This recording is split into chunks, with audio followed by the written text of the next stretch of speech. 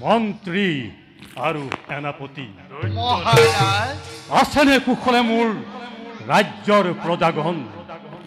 কৰিছে নেকি কোনোবাই বিদ্ৰোহ আচৰণ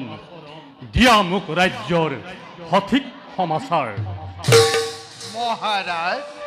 আপোনাৰ সুশাসনত ৰাজ্যৰ সকলো প্ৰজাই সুখে শান্তিৰে কৰিছে বাস কোনোৱে কৰা নাই বিদ্ৰোহ আচৰণ সন্তোষিত হল শুনি বক্তব্য তোমাৰ মহাৰাজ সেনাপতি জ্বৰ কৰিছে নেকি কোনো বহি শত্ৰুৱে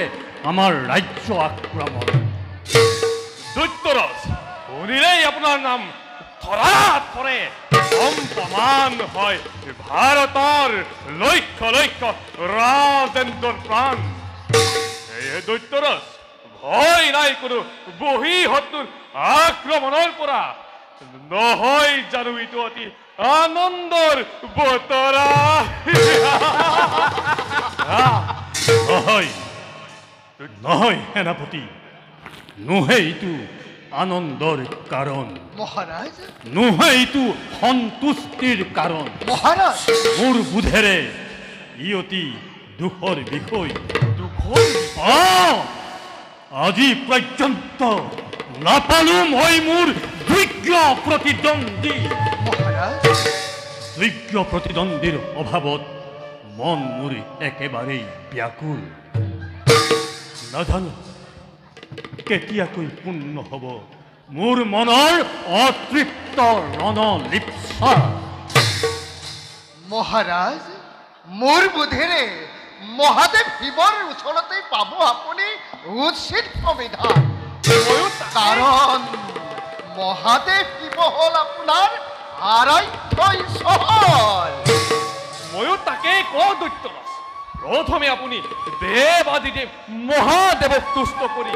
লাভ কৰক ইচ্ছাকৃত বৰ আৰু তাৰ পাছত স্বৰ্গ মৰ্ত্য পাতালৰ আপুনি হওক একছত্ৰিশ ঈশ্বৰ জয় বানৰাজনাৰী